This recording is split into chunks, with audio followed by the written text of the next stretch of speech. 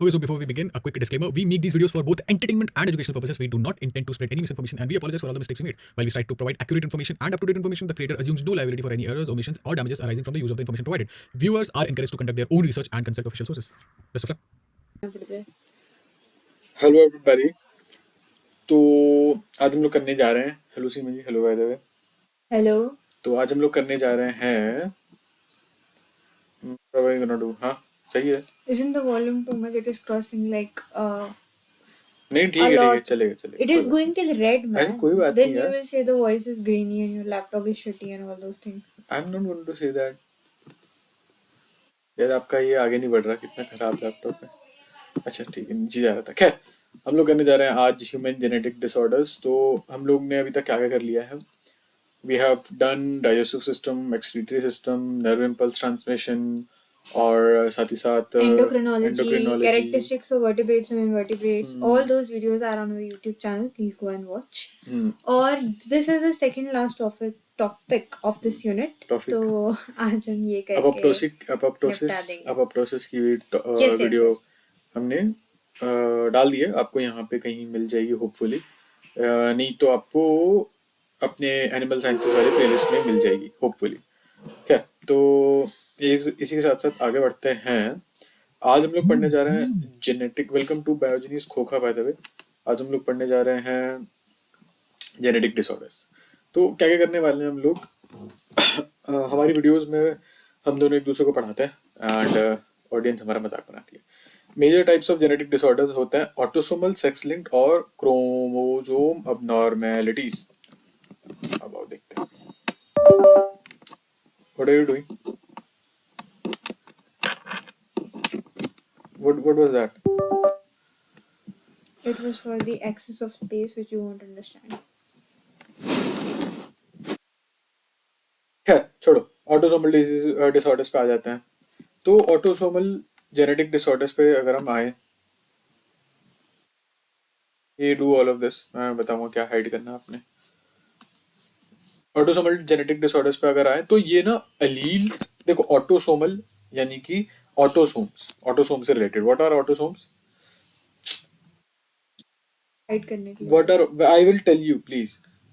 What are autosomes? Autosomes are basically chromosome जो कि sex chromosome नहीं है, ठीक है। अब ज्यादातर क्या होता है, जो ऑटोसोमल जेनेटिक डिसऑर्डर होता है उसमें ज्यादातर रिसेसिव होता है। जब आपके दो रिसेसिव अलील्स साथ में अगर आ गए तो आपको डिसऑर्डर हो जाएगा। एक रिसेसिव अलील आया तो वो कैरियर है, उनका कुछ बुरा नहीं होगा बट उनके बच्चों को हो जाएगा, इसे आप हाइड कर दो। ये दो एग्जांपल्स हैं, सिस्टिक फाइब्रोसिस और सिकल सेल एनीमिया। ये तो दोनों रिसेसिव का है, दोनों को हाइड करो। What are you doing? Sickle cell anaemia, ठीक है। अगर सिर्फ और सिर्फ एक के हुआ तो इसे हाइड करो, सिर्फ और सिर्फ एक को हुआ तो कैरियर इसे हाइड करो, ठीक है। अगर दोनों को हुआ रिसेसिव में तो हमें हो जाएगा डिजीजेस जैसे कि सिस्टिक फाइब्रोसिस और ठीक है। अब आप मेरे को बताओ जो जो छुपा हुआ है। ऑलराइट। तो आपने बताया कि रिसेसिव अगर दो एलील साथ में आ जाए तो आपको डिसऑर्डर हो जाएगा, लेकिन अगर एक ही हुआ तो आपका कैरियर होगा वो, ठीक है। बट अगर ये अलील चिल्ड्रन में पास कर सकते हैं। इसका एग्जांपल है सिस्टिक फाइब्रोसिस और साथ में दूसरा था हमारा सिकल सेल एनीमिया। फिर है ये डोमिनेंट भी हो सकता है, यानी कि सिर्फ एक अलील से भी डिसऑर्डर हो सकता है, कैरियर नहीं होगा, फिर वो मतलब पूरा हो ही जाएगा। तो इसका एग्जांपल है आपका हंटिंगटन्स डिजीज। चलिए let's move on. Good. Okay, so next है सिस्टिक फाइब्रोसिस। सिस्टिक फाइब्रोसिस जैसा कि हमने भी पढ़ा क्या है, एक ऑटोसोमल रिसेसिव डिजीज है। यस। तो ये रिसेसिव डिसऑर्डर है और ये ज्यादातर कॉमन होता है वाइट पीपल में, ठीक है। क्रैकर्स में कॉमन होता है ये गाइस। 2500 में से एक वाइट बेबीज जो बॉर्न होते हैं उनको सिस्टिक फाइब्रोसिस होता है, ठीक है। और it is estimated that 1 in 25 people is a carrier. मतलब 2500 में से एक आदमी तो CF होगा ही होगा और 20 में से एक आदमी कैरियर होगा, ठीक है। तो इसमें बस यही बताया। आगे चलते हैं और देखते हैं क्या है इसमें। थोड़ा ऊपर जाएंगे जरा, एक सेकंड आप ऊपर जरा, आप ही जाइए। मेरे को यहाँ एक चीज बतानी है कि ये देखो, ये कैरियर है, मेल डैडी कैरियर है, ये फीमेल मदर कैरियर है। ये बिल्कुल अनअफेक्टेड है, इसमें ये कैरियर भी नहीं है जी नहीं, ये दो बच्चे। ब्लैक वाला इफेक्टेड है, ओके रेड ओके वाला ओके नॉर्मल ओके, है। ठीक ठीक ठीक, sorry, thank you for correcting me. ये बिल्कुल अनअफेक्टेड है, अगर आप देखो। आई डोंट नो इसे लाल क्यों कर रखा है, बट चलो ठीक है।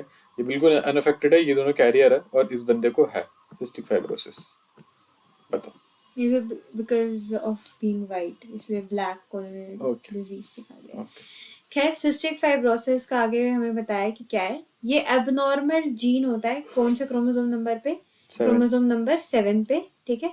ये जो जीन है ये प्रोटीन पंप, ये एक प्रोटीन पंप होता है जो कि एक्टिव ट्रांसपोर्ट यूज करता है सोडियम की मूवमेंट को रेगुलेट करने के लिए और क्लोराइड आयंस की मूवमेंट को रेगुलेट करने के लिए। तो बेसिकली जो 7 नंबर जीन है ये सोडियम और क्लोरीन की मूवमेंट को रेगुलेट करता है, ठीक है, एक्टिव ट्रांसपोर्ट के थ्रू। तो और यहाँ पर इन्होंने दिया हुआ है कि ये जो 7वां नंबर ये वाला जो जीन है इसमें दिक्कत आती है आपके, बताइए। पता नहीं, इतना ध्यान नहीं दिया मेरे को। इतना समझ में आया कि ये क्रोमोसोम नंबर 7 पे इफेक्ट पड़ता है।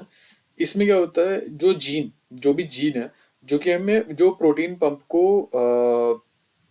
आई don't no, dash and dash का नहीं पता मेरे को। कौन से 2 पंप्स जो होते हैं उनको रेगुलेट करता है ये? प्रोटीन पंप तो एक ही दे रखा है, बट क्या किस चीज की मूवमेंट हो रही है वो नहीं पता कौन मेरे से को। 2 आयंस थे? सोडियम पोटेशियम, सोडियम ठीक है, कैल्शियम, नहीं। फॉस्फेट। दूसरा है क्लोराइड आयंस। तो सोडियम और क्लोराइड आयंस की मूवमेंट को ये रेगुलेट करता है, ठीक है। उसके बाद आगे देखते हैं और क्या। हेल्दी इंडिविजुअल्स में जो नॉर्मल प्रोटीन होती है वो अलो करती है मूवमेंट ऑफ सोडियम और क्लोराइड आयंस, लेकिन जो सिस्टिक फाइब्रोसिस जिनको होता है उनमें नहीं हो पाती मूवमेंट, क्योंकि उनमें जो जीन उस प्रोटीन को रेगुलेट कर रहा है वो जीन ही एबनॉर्मल है। कौन सा नंबर? Chromosome number 7। हाँ। और कौन से 2 ions? Sodium potassium, sodium potassium. Sodium calcium, sorry chlorine, sorry. हाँ, ठीक है। तो अब ये सोडियम और क्लोराइड आयंस का काम क्या है? ये म्यूकस को थिन रखते हैं और इजीली स्वेप्ट अवे हो जाते हैं, ठीक है, ताकि म्यूकस जो है वो इजीली निकल जाए, ठीक है। लेकिन अगर आपको सिस्टिक फाइब्रोसिस है तो enough chloride ions pumped out नहीं होंगे, जिसकी वजह से म्यूकस थिकन हो जाएगा एयरवेज में और पैनक्रियाटिक डक्ट्स में, ठीक है। अगर म्यूकस थिक हो जाएगा तो दिक्कत आएगी ना। क्या दिक्कत आएगी? हवा अच्छे से अंदर बाहर नहीं जा पाएगी। हाँ, एग्जैक्टली। तो ये कौन से आयंस पंप आउट ना होने की वजह से थिकन हो जाएगा? क्लोरीन। जी, बिल्कुल सही। अब जैसे अगर आप इस डायग्राम में देखें, ठीक है, तो अब ये बाहर है और ये म्यूटेंट है। म्यूटेंट क्यों है? म्यूटेंट क्यों है? हाँ, ये मेरे को नहीं पता। CFTR चैनल म्यूटेंट क्यों है? अच्छा, CFTR क्लोरीन बाहर नहीं बेसिकली, जा पा रहा है। हाँ, और ये कौन से क्यों है? क्योंकि इसको क्योंकि बीमारी है। म्यूकस थिक हो गया। ठीक कौन सी ठीक। बीमारी है? सिस्टिक फाइब्रोसिस है इसको। कौन से क्रोमोसोम नंबर में? 7। बिल्कुल सही। अब ये म्यूटेंट है और बाहर म्यूकस इसके जम गया। क्यों? क्योंकि म्यूकस क्या नहीं हो पा रहा? इजीली स्वेप्ट अवे नहीं हो पा रहा। क्योंकि म्यूकस थिक है ना। इस वजह से वो यहाँ पे जम गया, जिसकी वजह से यहाँ पर जो है आपका ये एकदम बंद बंद सा हो गया और यहाँ पे ये चैनल काम ही नहीं कर रहा। लेकिन ये नॉर्मल है, तो यहाँ पे आराम से अंदर बाहर चीजें जा रही हैं, ठीक है। Cool. Symptoms of cystic fibrosis के क्या क्या है भाई? सबसे जैसे हमने डिस्कस किया कि आपको सांस लेने में दिक्कत होने वाली है और इन्फेक्शन होने वाला है। अगर हम इस क्रॉस सेक्शन की बात करें तो ये क्रॉस सेक्शन अगर आप देखो तो ये नॉर्मल क्रॉस सेक्शन है, एकदम खाली है। बट सिस्टिक फाइब्रोसिस अगर है आपको तो यहाँ पे देखो क्रॉस सेक्शन बहुत ज्यादा ब्लॉक्ड है, क्योंकि यहाँ पे इन्फेक्शन हो रखा है, थिक म्यूकस है यहाँ पे, ब्लड है यहाँ पे आपके म्यूकस में, और इधर आ जाता है। अब एक सेकंड मैं आपको बता रहा हूँ जो करना है आपने। इसे हाइड कर दो। बिल्डअप कहाँ हो रहा है बताओ? लंग्स और रेस्पिरेटरी सिस्टम। ठीक है, थोड़ा नीचे आता है, एक सेकंड। अब दूसरी चीज ये है कि जो डाइजेस्टिव एंजाइम्स बन रहे हैं, जो पैंक्रियास बना रहा है, वो इंटेस्टाइन में नहीं जा पा रहा। ठीक है, ये हटा दो आप। कौन बना रहा है? पैनक्रियास। कहाँ नहीं जा पा रहा? इंटेस्टाइन। जिसकी वजह से क्या हो रहा है? इसे भी हटा दो। मालन्यूट्रिशन। ठीक है। अब क्लोराइड का तो ट्रांसपोर्ट दिक्कत दे ही रहा है, लेकिन यहाँ पे सोडियम का ट्रांसपोर्ट भी दिक्कत हो रहा है। नहीं नहीं नहीं नहीं, अंडू करो। आप में है ना बटन सॉल्टी स्वेट, जिसकी वजह से एक सॉल्टी स्वेट आ रहा है।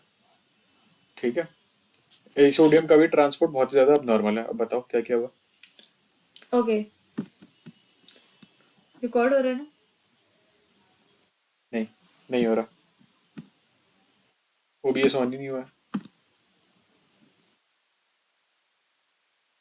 ऑन हुआ है।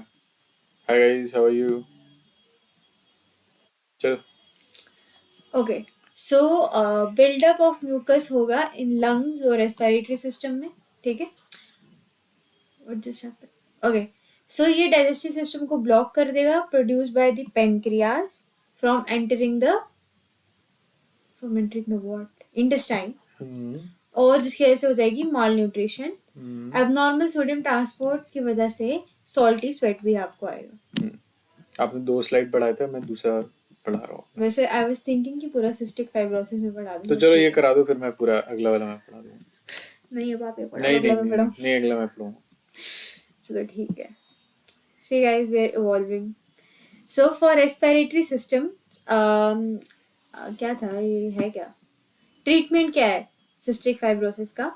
तो बेसिकली रेस्पिरेटरी सिम्टम्स जो उसमें होते हैं उसके लिए क्या है, आप फिजिकल थेरेपी लोगे, आप ब्रीदिंग एक्सरसाइज करोगे, एंटीबायोटिक लोगे, लंग ट्रांसपोर्ट लोगे इन सेवियर केसेस, ठीक है? तो ये अब आप बता देना जो इम्पोर्टेंट, चलो छोड़ो ये क्या ही बताओगे आप। डाइजेस्टिव सिम्टम्स के लिए क्या है, capsules containing pancreatic digestive enzyme, क्योंकि बेसिकली पेनक्रियाटिक में दिक्कत आ रही है। क्या हो रहा था पेनक्रियास में? वो ब्लॉकेज हो जाती थी, इसकी वजह से उसके फ्लूइड्स इंटेस्टाइन तक नहीं पहुंच पा रहे थे। ठीक है, और क्या बीमारी हो रही थी उस वजह से? Mail nutrition. Exactly, good. Even with treatment, CF continues to be fatal. तो अगर ट्रीटमेंट भी कर लो, CF तब भी फेटल है, लेकिन पेशेंट ज़्यादातर जी जाते हैं ज़्यादा समय तक, और हायर क्वालिटी ऑफ लाइफ होती है। मतलब क्वालिटी ऑफ लाइफ पे CF का इतना ज़्यादा इफेक्ट नहीं पड़ता, बस आपको ये सब चीज़ें करनी पड़ेंगी क्योंकि आपको 2-3 दिक्कतों का सामना करना पड़ता है, ठीक है? Moving on to next, sickle cell anaemia, जो कि ये पढ़ाएंगे, बताइए। अगर हम सिकल सेल एनीमिया की बात करते हैं, talk about sickle cell anaemia. तो देखो भाई, ये ब्लैक पीपल में बहुत ज्यादा कॉमन होता है। सिस्टिक फाइब्रोसिस वाइट पीपल में कॉमन था। बाय द वे, ये जो हमने PDF उठाया है ना, आई थिंक ये किसी US का सोर्स है, तभी ये ब्लैक पीपल का वर्ड यूज किया गया। खैर ये अफ्रीकन अमेरिकन है। आओ यहाँ देखते हैं। दिस इज 1 in 500 अमेरिकन के पास अफ्रीकन अमेरिकन का सिकल सेल एनीमिया होता है। और वहाँ कितना था? वो डजंट मैटर। 1/2500 1/20 था वाइट पीपल में। और कैरियर होता है 1/20, इसमें 1/2500 अच्छा, ठीक ठीक ठीक ठीक। होता है। यहाँ पे ठीक है, इनके पास सिकल सेल ट्रेट होता है। यहाँ पे जो कैरियर जो होते हैं हम बोलते हैं उनके पास सिकल सेल ट्रेट है। सिकल सेल एनीमिया की अगर हम बात करें तो इनका क्रोमोसोम नंबर 11 पे अब नॉर्मल जीन होता है। क्रोमोसोम नंबर 11 पे अब नॉर्मल जीन होता है, ठीक है? कहाँ होता है? 11। ठीक है। अब ये जो जीन है, ये जीन करता क्या है? ये पॉलीपेप्टाइड चेन बनाता है। इसे हाइड करो आप। पॉलीपेप्टाइड चेन बनाता है हीमोग्लोबिन में, ठीक है? क्या बनाता है? पॉलीपेप्टाइड चेन कहाँ पर? हीमोग्लोबिन में। ठीक है। और हीमोग्लोबिन का काम होता है भाई ऑक्सीजन को ट्रांसपोर्ट करना। अभी इस पे आएंगे हम थोड़ी देर में, ठीक है? सॉरी, हीमोग्लोबिन का काम होता है ऑक्सीजन को ट्रांसफर करना। अब हम इधर बात करते हैं। इस सिकल सेल एनीमिया की वजह से हीमोग्लोबिन जो होता है वो क्लम्प बन जाता है, जिसकी वजह से उसका जो शेप हो जाता है वो बाइकॉन्केव डिस्क टाइप का हो जाता है। वो नॉर्मली वो बाइकॉन्केव डिस्क का होता है, बट वो बदल के सिकल शेप में बदल जाता है। सिकल शेप में बदल जाता है, ठीक है? जिनके पास सिकल सेल ट्रेट है, ठीक है, उनका कुछ हीमोग्लोबिन अब नॉर्मल होता है, बट उनके पास सिम्टम्स नहीं होते, ठीक है? ये नॉर्मल हीमोग्लोबिन है, ये क्लम्प्ड हीमोग्लोबिन है। इसको आप हटाओ, नॉर्मल को हटाओ और इसे क्लम्प्ड को भी हटाओ। पूरा हटाने की जरूरत थी नहीं, बट चलो ठीक है। अब हम सिम्टम्स से आने से पहले एक बार जरा बेसिक फिजियोलॉजी के बारे में बात करते हैं। बताओ। ओके, सो आपने बताया कि ये क्रोमोसोम नंबर 11 पे होता है, और ये जो जीन होता है ये होता है हीमोग्लोबिन में होता है। नहीं, ये जीन रिस्पॉन्सिबल किस चीज का है? जैसे वो जीन रिस्पॉन्सिबल था पंप के लिए, ये जीन रिस्पॉन्सिबल है शेप के लिए। मतलब ठीक है, चलो हाँ ठीक है। टेक्निकली शेप क्या है उसका, पूरा प्रोडक्शन वगैरह के लिए। ओके, शेप के लिए है ये polypeptide. Oh, this gene is for one of the polypeptide chains in haemoglobin. हाँ, पूरे ठीक है। हेमोग्लोबिन के लिए नहीं है, सिर्फ एक पॉलीपेप्टाइड चेन के लिए। तो सिकल सेल एनीमिया हीमोग्लोबिन करता है clump with red blood cells जो कि डिस्टॉर्ट कर देते हैं उसकी शेप से. नॉर्मल होता है बाइकॉनकेव और फिर वो बदल जाता है सिकल शेप में. ठीक है, this is sickle and this is normal. Then ये हमारा है normal haemoglobin and this is clumped haemoglobin. ठीक है, and let's move on to the symptoms. बताइए. खैर सिम्टम्स की अगर हम बात करेंगे तो अब देखो मेन जो दिक्कत हो रही है वो है कि आपका ऑक्सीजन जो है वो पहुंच नहीं पा रहा है ढंग से टिश्यूज वगैरह तक. तो सबसे पहली चीज की जो अब नॉर्मल हीमोग्लोबिन है वो ऑक्सीजन पहुंचा ही नहीं रहा. उसकी वजह से आपके पास फटीग है, डिजीनेस है, हेडेक है. और सिकल सेल की जो आरबीसी होती हैं वो उतने अच्छे से कैपिलरीज में मूव भी नहीं कर पाती. तो उस वजह से हड्डियों में दर्द होता है और आपका इम्यून रिस्पॉन्स अच्छा नहीं होता, स्ट्रोक्स होते हैं. अब इसका ट्रीटमेंट क्या है भाई? मेन ये है कि आपका खून ही खराब है तो आपको ब्लड ट्रांसफ्यूजन कराना, एंटीबायोटिक्स लेना, और जो कुछ कुछ ड्रग्स होते हैं जो आरबीसी की कैपेसिटी इंक्रीज कर देते हैं, जो ढंग का आरबीसी है. और कुछ ऐसे ड्रग्स होते हैं जो फीटल हीमोग्लोबिन को बनाने में हेल्प करते हैं, जो कि यूजुअली फीटस मतलब बचपन के टाइम के बाद बंद हो जाता है, फीटस के बाद बंद हो जाता है. चलो अब आप ये बताओ. ओके, सो सिकल सेल हमने पढ़ लिया. अब बात करते हैं हंटिंगटन्स डिजीज की. हंटिंगटन डिजीज हमने पढ़ा था कि एक डोमिनेंट है. क्या है? डोमिनेंट. जिसमें से अगर क्या होता है डोमिनेंट वाले में, सर बताइए. मतलब एक ही एलील की जरूरत पड़ती है उसमें. मतलब उसमें से जो हमने पढ़ा उसमें एक होता है तो कैरियर होता है, लेकिन इसमें एक से भी आपको डिसऑर्डर हो जाता है.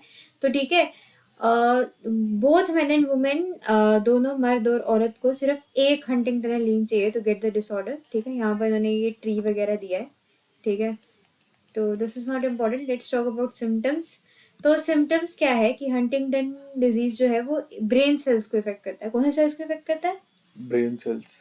ठीक है, और इसके सिम्टम्स क्या है? क्लमजीनेस है, इरिटेबिलिटी है, डिप्रेशन है, memory loss, loss of muscle coordination and ability to speak. मतलब जितने भी आपके दिमाग से रिलेटेड सिम्टम्स है ना वो सब यहाँ पे आपको हो रहे हैं. ठीक है, ब्रेन के बेसल गैंग्लिया को इफेक्ट करता है. किसको? Basal ganglia. ठीक है, कौन सा डिजीज की बात कर रहे हैं हम? हंटिंगटन. जो कि कौन सा डिजीज है? फेटल डिजीज. डोमिनेंट है या रिसेसिव है? बहुत फेटल है. डोमिनेंट है या रिसेसिव है? अरे डोमिनेंट है. ओके. सिम्टम्स 40 साल की उम्र के बाद अपेयर होते हैं. ये ऑलवेज फेटल है, मतलब अगर आपको हो जाए तो कुछ नहीं हो सकता. डेथ नॉर्मली अकर्स, आपको 20 साल के बाद आपकी मौत हो जाएगी और इसके साथ आप 20 साल तक ही जी सकते हो. Next is multiple genes. एक मैं बात यहाँ पे थोड़ा बहुत ऐड करना चाहूंगा कि आपका अगर जो जेनेटिक डिसऑर्डर है वो अगर रिसेसिव है तो वो ज़्यादा चांसेस होते हैं. क्योंकि देखो जैसे हंटिंग डिजीज के मौत के इतना आपका 100% चांस है अगर एक भी जगह से अगर आपको आ गया तो दैट इज वाई वो आपको कम ही दिखेगा. क्यों? क्योंकि भाई वो तो मार ही देगा ना, जो कैरियर है उसको मार ही देगा. बट यहाँ पे ऐसा कुछ नहीं है. रिसेसिव जीन्स के जो कैरियर है वो फिर भी जिंदा रह जाता है. और कहीं कहीं सही बताऊं तो एडवांटेजेस भी होता है. जहां तक मेरे को याद है सिकल सेल का एडवांटेज भी होता है. जहां तक मेरे को याद है सिकल सेल वाले ट्रेट कैरी करने वाले लोगों को मलेरिया नहीं होता. तो इट्स एडवांटेजेस ऑल्सो. हाँ, शी डज नॉट नो. खैर, मल्टीपल जीन्स की अगर हम बात करें तो ये mutant alleles for a single gene से कॉज होते हैं. एक ही जीन है उसका म्यूटेंट अलील आ गया आपके पास. लेकिन कई ऐसे जेनेटिक डिसऑर्डर्स हैं जो कि काफी अलग अलग डिजीजेस की वजह से होते हैं. कुछ होते हैं जैसे डायबिटीज मेलिटस, ये एडीएच वाला है ना?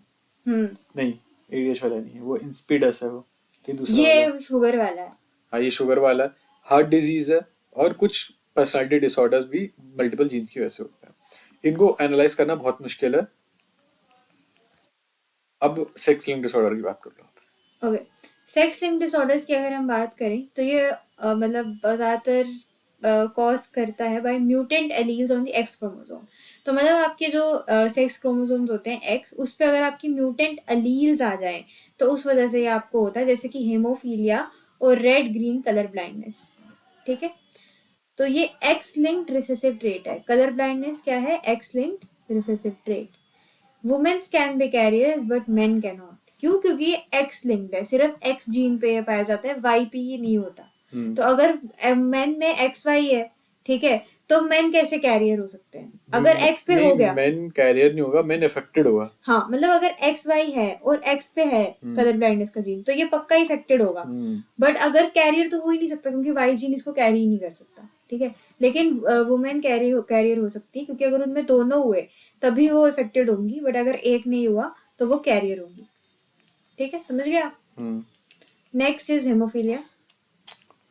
आइए, हीमोफीलिया अगर हम बात करें तो अभी हमने देखा, ये आपने कलर ब्लाइंडनेस बताया था जी। यहाँ पे हीमोफीलिया को रॉयल डिजीज भी बोलते हैं। ये यहाँ पे क्या होता है, आपके पास अबनॉर्मल जीन आ जाता है, ब्लड क्लॉटिंग फैक्टर नहीं बना पाता वो अच्छे से, तो आपको छोटा सा भी कट लग जाए तो भाई बहुत ज़्यादा एक्सेसिव ब्लीडिंग हो जाएगी, और इंटरनल ब्लीडिंग भी बहुत बड़ा यहाँ पे दिक्कत होती है, क्योंकि इंटरनली ब्लीडिंग भी में भी आपको वो चाहिए होता है, क्लॉटिंग फैक्टर। और हीमोफीलिया लोग बहुत जल्दी ब्रूज खा जाते हैं क्योंकि इनकी इंटरनल ब्लीडिंग नहीं रुकती है, इसलिए उसको रॉयल डिजीज बोला जाता है। और एक और रीजन है रॉयल डिजीज का, क्योंकि वहाँ उनके खानदान में पाया गया था, क्वीन विक्टोरिया। हाँ, और क्योंकि वहाँ पे, अच्छा एक और चीज क्वीन है, विक्टोरिया कैरियर थी इस जीन की, जिसकी वजह से उसकी जितनी भी पुश्तें थी वो सब मतलब वो निकली थी, क्योंकि उसके जो मेल चाइल्ड थे वो सब हेमोफिलिक थे। वो खुद तो कैरियर थी, तो उसको इतना कुछ नहीं था, but still. Next is red green colour blindness. Red green colour blindness is caused by, red green colour blindness होती है एबनॉर्मल जीन फोटो रिसेप्टर्स के इन रेटिना में। मतलब आपका जो रेटिना है उसमें एबनॉर्मल जीन्स है किसके? Photo receptors. फोटो रिसेप्टर से क्या होता है, देख पाते हो आप। तो बेसिकली जिनको रेड ग्रीन कलर ब्लाइंडनेस होती है वो रेड और ग्रीन कलर में डिफरेंशिएट नहीं कर सकते। मतलब जैसे ये पेड़ है, इसमें रेड और ग्रीन है, आपको पता ही नहीं चलेगा कि क्या है। आपको ये ब्लैक एंड व्हाइट दिख सकता है, रेड का ग्रीन दिख सकता है, ग्रीन का रेड दिख सकता है, अच्छा। ठीक है। अब जो ग्रीन और रेड के कलर के फोटो रिसेप्टर्स होते हैं वो कौन से क्रोमोसोम पे पाए जाते हैं? X chromosome. ठीक है, तो कलर ब्लाइंडनेस भी रिसेसिव एलील से होती है, ठीक है, या तो दोनों पे होगी या तो एक पे होगी। Next up we have again this. तो पीपल जो होते हैं जिनको, I don't know what is that written, can you deuteranomaly and proton anomaly are collectively known as that deuteranomaly and proto वही ये सब लिखा है जो मैंने अभी आपको बताया कि इनको रेड, ग्रीन, ब्राउन और ऑरेंज कलर में डिफरेंशिएट करने में दिक्कत आती है, ठीक है। और ये ब्लू और पर्पल ह्यूज में भी डिफरेंट नहीं कर पाते। मतलब ये जो भी है ना, इनको ये सब एक ही कलर दिखेगा, इनमें कोई कुछ भी। डिफरेंशिएट नहीं कर पाएंगे। एग्जैक्टली। एक ही तो है ये, अलग कलर कहाँ है वो, आई बताओ। Serious right now. एक ही तो है ये एक ही कलर है, हम्म ये और ये एक कलर है। नहीं, ये एक ही तो कलर है, ये अलग कलर है ऑब्वियसली, ये अलग कलर है। नो, नॉर्मल इंसान को ऐसा दिख रहा होगा, जिसको बीमारी होगी उसको ऐसा दिखेगा।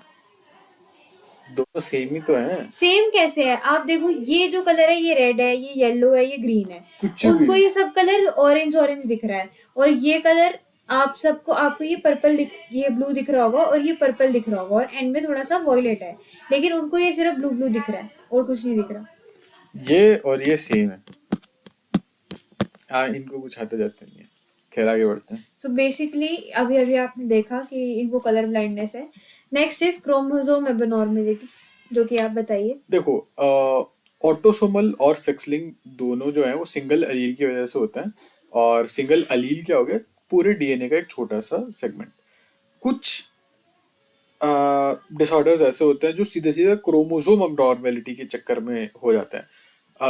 यहाँ पे बहुत छोटा सा डिफरेंस है, अगर ऑटोसोमल और सेक्स लिंक की बात करें तो एक अलील का डिफरेंस है, बट यहाँ पे पूरे पूरे क्रोमोसोम का डिफरेंस है। और ये क्रोमोसोम का डिफरेंस मियोसिस वगैरह के टाइम पे हुआ या सेपरेशन वगैरह के टाइम पे हुआ, जो भी हुआ। अब आते हैं, नीचे आते हैं, चार्ज लगा देंगे आप। नॉन डिस्टिंक्शन के बारे में बात कर लेते हैं। नॉन डिस्टिंक्शन जो है वो होता है कि भैया आपका, एक सेकंड, इस दफ चार्जर है कहाँ पे आपका? नॉन डिसजंक्शन है failure of a pair of chromosome.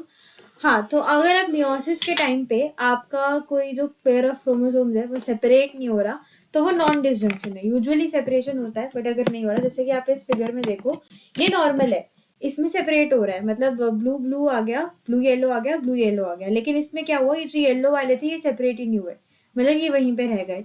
तो इससे क्या होगा, एक गैमीट के पास बहुत सारे क्रोमोसोम्स आ जाएंगे। जैसे ये वाला जो गैमीट है इसमें बहुत सारे क्रोमोसोम्स आ गए, ठीक है। और जो दूसरा वाला है उसके पास कम आ गए, मतलब इस पे 22 आ गए, इस पे 24 आ गए, ठीक है। तो यहाँ पे ट्राइसोमी हो जाएगी, एक जाइगोट 3 कॉपीज ऑफ क्रोमोसोम आ जाएगी, ये ट्राइसोमी नहीं है। नहीं, उसके नीचे वाला ट्राइसोमी है। हाँ, ये ट्राइसोमी हो गई, मतलब ये यहाँ पे ट्राइसोमी आ गई, और मोनोसोमी आ गई यहाँ पर, एक जाइगोट के पास सिर्फ एक कॉपी ऑफ एक ही। क्रोमोसोम है, ठीक है। तो this is non disjunction. Hmm. Then अब हम ट्राइसोमी की बात करेंगे कि ट्राइसोमी में क्या हो रहा है। अगर ट्राइस 21वें क्रोमोसोम पे ट्राइसोमी आ गई, तो सबको पता है कि अगर 21वें क्रोमोसोम पे ट्राइसोमी आ गई तो क्या होता है, डाउन सिंड्रोम। ठीक है। तो इसको, इसका नाम ही ट्राइसोमी 21 रख दिया है, ठीक है। ये एक जेनेटिक डिसऑर्डर है जो कि third copy of chromosome number 21 की वजह से होता है। ये देखिए यहाँ पे 21 क्रोमोसोम नंबर है और ये 3 है, 2 की जगह 3 है, ठीक है। तो इसमें होता क्या है कि ग्रोथ डिले हो जाती है, कैरेक्टरिस्टिक फैशियल फीचर्स होते हैं, मतलब जितने भी डाउन सिंड्रोम के लोग हैं वो सब एक जैसे दिखते हैं, ऐसे दिखते हैं, ठीक है। और mild to moderate intellectual disability भी होती है, मतलब कुछ लोगों में बहुत कम होती है, कुछ लोगों में बहुत ज़्यादा होती है, मतलब डिपेंड करता है। बताइए। 18वें नंबर के अगर क्रोमोसोम पे आपको ट्राइसोमी दिखती है तो उसको हम एडवर्ड्स सिंड्रोम बोलते हैं। अगेन यहाँ पर यही हुआ, सेल डिवीजन का टाइम पे दिक्कत हुई, मायोटिक डिसजंक्शन हो गया, वहाँ पे सेपरेशन नहीं हो पाई। जब ये ऐसी चीज़ होती है तो वहाँ पे एक एक्स्ट्रा क्रोमोसोम होता है, ट्राइसोमी का मतलब यही होता है 18वें पे। अब इससे दिक्कत क्या क्या होती है कि डेवलपिंग बेबी में नॉर्मल पैटर्न ऑफ डेवलपमेंट को बहुत दिक्कत, डिसरप्शन हो जाती है। और ये काफ़ी कॉमन भी है, अपेरेंटली 2500 में से एक प्रेगनेंसी है, और 1 in 6000 लाइव बर्थ्स में एडवर्ड्स सिंड्रोम भी होता है, ठीक है। नीचे आ जाता है डाउन सिंड्रोम की तरीके से। यहाँ पे ज़्यादा मेडिकल कॉम्प्लिकेशंस हैं यहाँ पे, और ये पोटेंशियली ज़्यादा लाइफ थ्रेटनिंग है, क्योंकि डाउन सिंड्रोम में लोग फिर भी जी जाते हैं, और सिर्फ 50% बेबी सर्वाइव करते हैं, और बेबी गर्ल्स का ज़्यादा रेट होता है बेबी बॉयज से। यहाँ पे अब एक सेकंड, एक मिनट, सिम्टम्स एक बार देख लें हम यहाँ पे। सिम्टम्स अगर आप ये देख ले तो बहुत छोटा सा माउथ होता है, छोटा सा जॉ होता है, छोटी गर्दन भी बहुत छोटी होती है, इनके ईयर्स अच्छे से फॉर्म नहीं होते हैं यहाँ पे, और back of the cell is very, occipital bone आपका काफ़ी ज़्यादा निकला हुआ है, काफ़ी ज़्यादा प्रोमिनेंट है।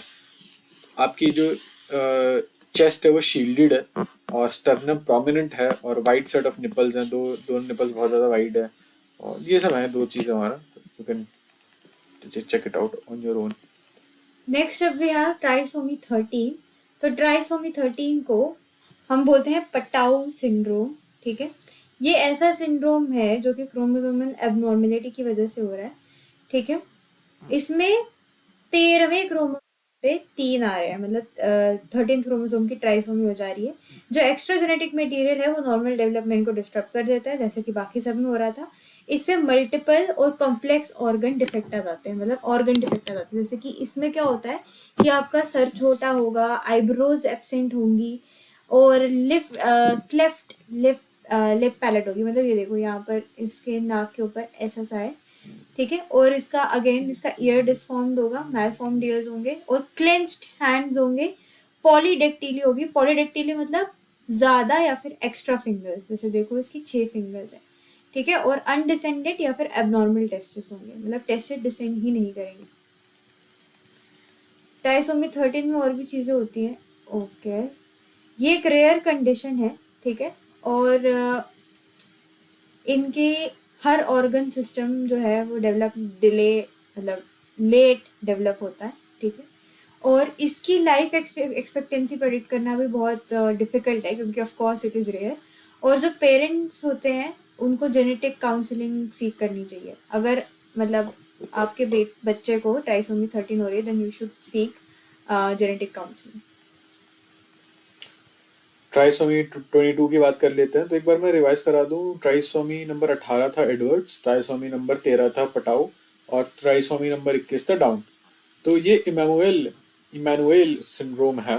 यहाँ पे आपके 3 कॉपीज हैं 22वें क्रोमोसोम में। यहाँ पे पहले trimester, it is a frequent cause of, मतलब पहले ट्राइमेस्टर में अगर प्रेगनेंसी को अबॉर्ट कर रहे हैं तो इसका काफ़ी ज़्यादा बड़ा रोल होता है। ट्राइमेस्टर सेकेंड ट्राइमेस्टर तक जाना बहुत मुश्किल है, और लाइव बर्थ तो और भी ज़्यादा मुश्किल है। काफ़ी ज़्यादा कम इंडिविजुअल्स पाए जाते हैं। So next is XXY syndrome, जिसको हम क्लाइनफेल्टर सिंड्रोम भी बोलते हैं। ये एक ऐसी क्रोमोसोमल कंडीशन है बॉयज में या फिर मेन में जिनमें एक एक्स्ट्रा एक्स क्रोमोसोम की कॉपी आ जाती है, ठीक है। और इसके साइंस और सिम्टम्स अलग अलग इंडिविजुअल्स में अलग अलग होते हैं। जैसे देखो 2 एक्स क्रोमोसोम्स आ गए हैं इसमें, तो बेसिकली इनमें थोड़े से फीमेल लाइक कैरेक्टरिस्टिक्स आ जाते हैं एक एक्स क्रोमोसोम के प्रेजेंस होने की वजह से। तो इनके स्मॉल टेस्टिस होते हैं, ठीक है, और ये लो अमाउंट ऑफ टेस्टोस्टेरोन प्रोड्यूस करते हैं, ठीक है। और टेस्टोस्टेरोन हमें पता है कि कौन सा हार्मोन होता है, तो वो यहाँ पे लिखा हुआ है। बिना ट्रीटमेंट के टेस्टोस्टेरोन की कमी की वजह से इनमें डिले और इनकम्प्लीट प्यूबर्टी आ सकती है, जिसकी वजह से ब्रेस्ट एनलार्जमेंट या फिर ब्रेस्ट डेवलपमेंट हो जाती है, जिसको हम गायनेकोमेस्टिया बोलते हैं। क्या बोलते हैं? गायनेकोमेस्टिया। और इसमें रिड्यूस्ड अमाउंट ऑफ फेशियल और बॉडी हेयर आएगा। मतलब कुल मिला के इनमें थोड़े से फीमेल कैरेक्टर्स आ जाते हैं, जैसे कि ब्रेस्ट डेवलपमेंट, फेशियल हेयर का रिड्यूस होना, टेस्टोस्टेरोन कम होना, रिड्यूस टेस्टिकुलर साइज, ये सब इसमें आ जाती है। मेन इसके जो 2 सिम्टम्स है गायनोकोमेस्टिया एंड मेंटल रिटार्डेशन, ठीक है। ट्रिपल एक्स सिंड्रोम की बात करते हैं, तो हमने अभी थोड़ी देर पहले पढ़ा क्लाइनफेल्टर जिसमें XXY था, यहाँ पे XXX है जहां तक मुझे याद है इसे। अच्छा नहीं, वो कुछ और होता है, ठीक है That ठीक है, was Turner's. टर्नर होता है वो, XO होता है वो। हाँ, तो यहाँ पे क्या हो गया, आपके पास एक एडिशनल एक्स क्रोमोसोम आ गया फीमेल सेल्स में। फीमेल्स इस कंडीशन से जो जूझती है वो मेनली तो वैसे लंबी होती है, बट ऐसा कुछ एज अनयूजुअल फिजिकल फीचर यहाँ होता नहीं है। ज़्यादातर फीमेल्स नॉर्मल सेक्सुअल डेवलपमेंट जीती हैं और बच्चे भी हो जाते हैं उनके ट्रिपल एक्स सिंड्रोम के बावजूद। नीचे आए जरा। अच्छा, अब इसमें दिक्कतें क्या क्या है भाई? आपको लर्निंग डिसेबिलिटी हो सकती है, आपका स्पीच डिले हो सकती है, आपकी लैंग्वेज स्किल डिले हो सकती है, बोलचाल में दिक्कत होगी, मोटर स्किल्स में दिक्कत होगी, आपको बैठने में चलने में दिक्कत हो सकती है, आपको हाइपोटोनिया हो सकता है। Hypotonia is your weak muscle tone, यानी कि आपकी मसल्स थोड़ी वीक हो सकती हैं। बिहेवियरल और इमोशनल डिफिकल्टीज भी पॉसिबल है काफ़ी ज़्यादा। वैसे देखा जाए तो बोलचाल में, चलने फिरने में, मोटर स्किल्स में थोड़ी बहुत वीक मसल्स हो जाती हैं आपकी, और बिहेवियर और इमोशनल दिक्कतें आती हैं, और सीजर या किडनी अबनॉर्मेलिटीज भी होती हैं, ठीक है। ये आपके फिजिकल सिम्टम्स है, नथिंग दैट मच आउट। नीचे आ जाओ। Okay, so next is XYY syndrome, ठीक है। अब इसमें क्या हो रहा है कि 2 वाई क्रोमोसोम आ जा रहे हैं, ठीक है। अब ये मेल्स में होगा ऑफ कोर्स, क्योंकि extra copy of Y chromosome बन रही है इसमें। तो ये म्यूटेशन कुछ सेल्स में ही होती है, मतलब सारे सेल्स में नहीं होती है, ठीक है। अब आगे देखते हैं कि इसमें होता क्या है। इसको जेकब सिंड्रोम बोलते हैं, ठीक है। तो we need to remember that. अभी तक हमने क्लाइनफेल्टर पढ़ा, और इससे पहले हमने ट्रिपल एक्स पढ़ा, और अब ये जेकॉब्स है।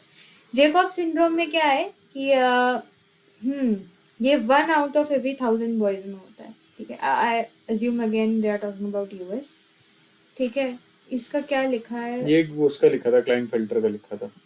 ओके, आगे इसमें क्या लिखा है कि फॉर मोस्ट पार्ट पीपल जिनका ये होता है वो मतलब टिपिकल लाइफ जीते हैं, ठीक है। अगेन जैसे ट्रिपल एक्स में था, एक एक्स ज़्यादा होने की वजह से टॉलर हो रहे थे, तो इसमें भी सेम है कि ये एक वाई एक्स्ट्रा होने की वजह से टॉलर देन एवरेज होंगे, और लर्निंग डिफिकल्ट्स होंगी, स्पीच प्रॉब्लम्स होंगी, माइनर फिजिकल डिफरेंसेस भी होंगे, और वीकर मसल टोन होगी, और बाकी इनका नॉर्मल मतलब ज़्यादा डिस्टिंग्विशल फीचर्स नहीं होंगे, और मतलब नॉर्मल डेवलपमेंट होगी। तो इतना कुछ खास नहीं है, सेम उसी की तरह सिम्टम्स है, बस ये मेन में हो रहा है, वो वुमेन में हो रहा था, ठीक है।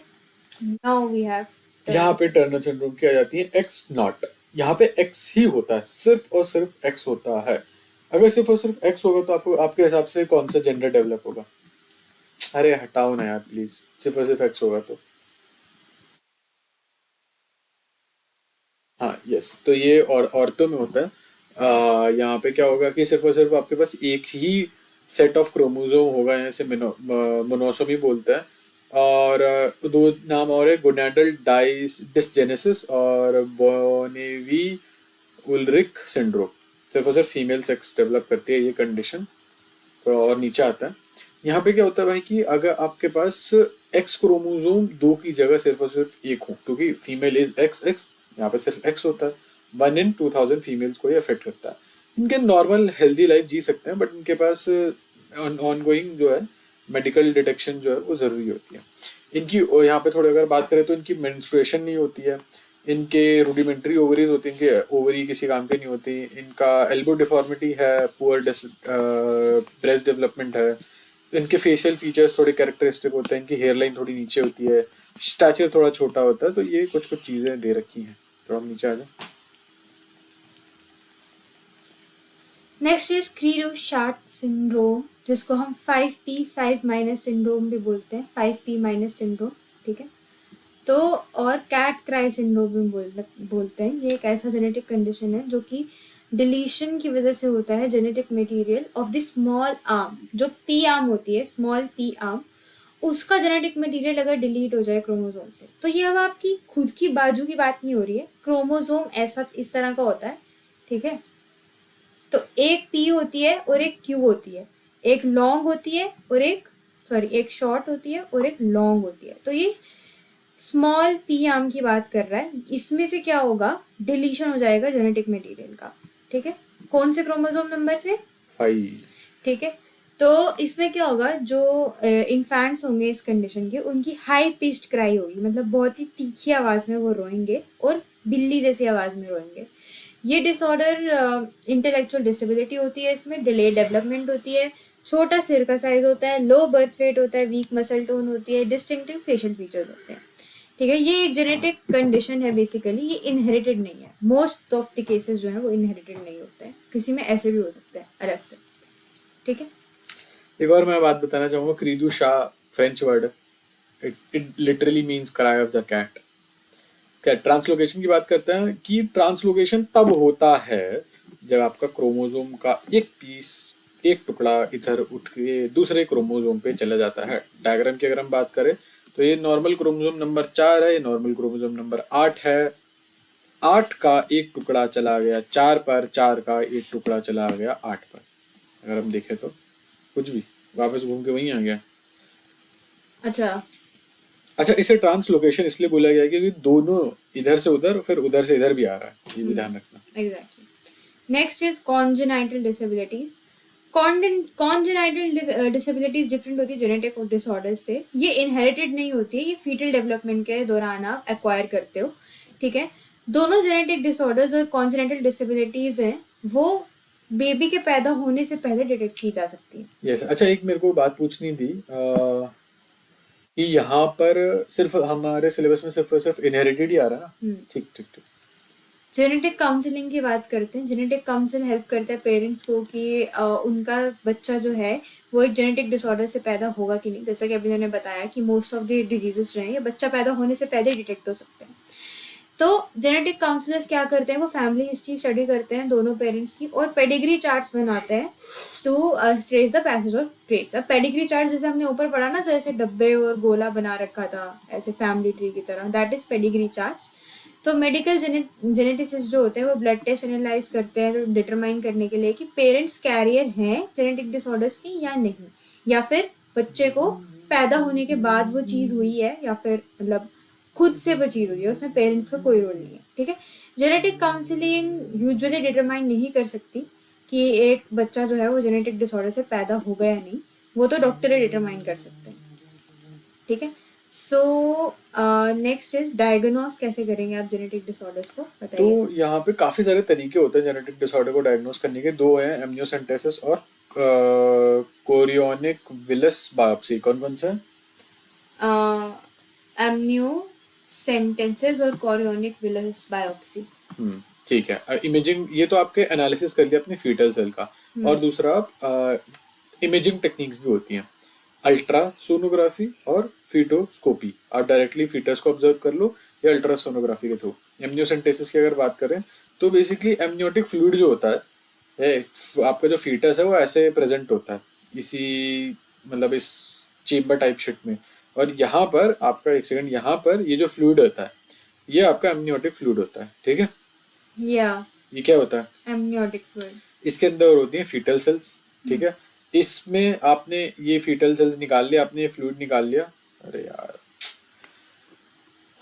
ये फीटल सेल्स निकाल लिया आपने और लैब में आपने ग्रो किया, ठीक है। ग्रो करने के बाद आप देख सकते हो इसमें कुछ क्रोमोसोमल एबनॉर्मेलिटी तो नहीं है या कोई डिफेक्टिव एलील नहीं है, ठीक है। 14th वीक ऑफ प्रेगनेंसी के बाद नहीं कर सकते, आई डोंट नो। अच्छा नहीं, 14th वीक के बाद ही कर सकते हैं, क्योंकि तब तक शायद सैक डेवलप हुआ नहीं होता इतने कि उसमें प्रॉपर सेल्स एमनियोटिक वगैरह फ्लूइड हो। है। तो ये हो गया आपका, ये रहा आपका प्लेसेंटा, ये एमनियोटिक सेल्स हैं, ये सेंट्रीफ्यूज में लिया आपने, ये एमनियोटिक फ्लूइड है ये भी बाय द वे, ये कैविटी, इस पूरी कैविटी है, और ये यूट्राइन वॉल है। आपने इसको कल्चर किया, और कल्चर के बाद आपको पता चल जाएगा एनालिसिस करके। बताओ। Next is chronic villous biopsy. Chorionic villus biopsy. Chorionic villus biopsy में क्या होता है कि कोरियोनिक विलाय एक स्ट्रक्चर होता है, जो कि आपको पता हो यहाँ पर होता है। ये ऐसा स्ट्रक्चर है जो कि मैक्सिमाइज कर देता है सरफेस एरिया न्यूट्रिएंट और गैस एक्सचेंज के बीच में, मदर और डेवलपिंग फीटस के बीच में। ठीक है, तो जो ये विलाय होता है ये डेवलप करता है फीटल सेल से, और इसलिए जो फीटल सेल्स में क्रोमोसोम होंगे वही इस विलाय में भी होंगे। ठीक है, जिसकी वजह से अगर हम इन सेल्स का सैंपल लें तो हम उनको एनालाइज कर सकते हैं, क्योंकि जो इन सेल्स का जेनेटिक मटेरियल होगा वही हमारे बेबी का भी होगा। तो कैसे कर सकते हैं एनालाइज? कैरोटाइपिंग से और रिसेसिव एलील्स का टेस्ट करने से। ठीक है, और ये 9th वीक ऑफ प्रेगनेंसी में कर सकते हैं। उसमें कौन सा था? 14th। या कोरियोनिक विलाय स्ट्रक्चर मैक्सिमाइज दी। अच्छा, ये कोरियोनिक विलाय स्ट्रक्चर होता है जो सरफेस एरिया बढ़ाते हैं ताकि मदर और फीटस के बीच में एक्सचेंज प्रॉपरली हो सके। अच्छा, ठीक ठीक ठीक ठीक ठीक। Alright, moving to next is ultrasonography. Ultrasonography कुल मिला के इज वेरी हाई फ्रीक्वेंसी। आपने साउंड वेव ली तो हाई फ्रीक्वेंसी साउंड वेव अगर अंदर कुछ है तो उससे बाउंस करके वापस आपके पास आ जाएगा, और ये डिपेंड करता है आपका टिश्यू का डेंसिटी कितना है, उस डेंसिटी के ऊपर आपकी वेव कैसे एको बैक कर रही है। यार लेट मी रीच देयर ना एटलीस्ट। वेवलेंथ और डिफरेंट वेवलेंथ यूज होंगी एक कंप्यूटराइज्ड इमेज करने के लिए। जैसे एकोग्राम का होता है, जो भी निकल के आ रहा है वो आपका एकोग्राम निकल के आता है। पोजीशन और anatomy of the foetus detect कर सकते हो आप इससे। पोजीशन प्रॉपर्ली है नहीं है, एनाटॉमी है नहीं है, कोई बेसिक बड़ी चीज होगी तो वो आप पकड़ सकते हो वहाँ पे। और एमनियोसेंटेसिस के साथ इसे यूज करते हैं ताकि इंजरी का रिस्क कम हो जाए, क्योंकि आपको पोजीशन पता होगी तो आप आराम से एमनियोटिक फ्लूइड निकाल सकते हो और बेबी को इंजर नहीं करोगे आप। बेबी का इंजर होना मुश्किल है। और यहाँ पे आप कंजेनिटल हार्ट डिफेक्ट्स वगैरह भी पता कर सकते हो, क्योंकि उसमें बेबी का आप अपेरेंटली हार्ट भी देख सकते हो। Next is fetoscopy. एक स्मॉल इंसिजन किया जाता है प्रेग्नेंट वुमेन के एब्डोमेन में, और फिर एंडोस्कोपी की जो ट्यूब होती है वो उस इंसिजन के थ्रू डाली जाती है, जिसके अंदर एक कैमरा होता है एंड में जो कि इमेज दिखाता है मॉनिटर में। एंडोस्कोपी तो कैसे भी कर सकते हैं, तो बेसिकली फीटस का कर रहे हैं तो उसको फीटोस्कोपी बोल दिया है। इंस्ट्रूमेंट इसमें इंसर्ट किया जाता है एंडोस्कोप के थ्रू, ताकि एडिशनल प्रोसीजर इसमें हम परफॉर्म कर सकें डिपेंडिंग अपॉन कि क्या चीज़ हमें करनी है बेबी के साथ। खैर, अब लास्ट चीज हम ये देखेंगे भाई जेनेटिक डिसऑर्डर्स के क्योर क्या क्या होता है। तो मेन चीज है कि भाई जीन थेरेपी। आप नॉर्मल जीन्स ले आओ डिफेक्टिव अलील को रिप्लेस करने के लिए। अब वो कैसे करोगे? आप वायरस के थ्रू इंजेक्ट कर सकते हो। वायरस क्यों भाई? ऑफ कोर्स नॉट दैट, जो वायरस का हार्मफुल पार्ट है वो हटा के आप उसको इंजेक्ट करोगे, क्योंकि वायरस एक अच्छा कैरियर है। और एंक्लोज करोगे आप ड्रॉपलेट ऑफ फैट में एलील को, और उसको एंडोसाइटोसिस सेल उसको ले लेगा। फिर वो जो सेल्स हैं वो बढ़ेंगी बढ़ेंगी बढ़ेंगी और सब सारी चीज़ों को रिप्लेस कर देंगे। सारे bad alleles, technically bad alleles को रिप्लेस कर देंगे। अभी भी ये एक्सपेरिमेंटल स्टेज पर ही है जीन थेरेपी। तो इसी के साथ साथ we are done with what was this inherited diseases. inherited diseases. We are done with inherited diseases. Thank you. You can check out our other videos. हमारे डिस्कॉर्ड पे playlist दे रखी है प्रॉपर, क्वेश्चंस वगैरह की भी प्लेलिस्ट दे रखी है, if you want to check it out. Thank you so much. Do you want to say anything to them? Thank you guys. Okay guys, take care. Bye bye. We'll see you later.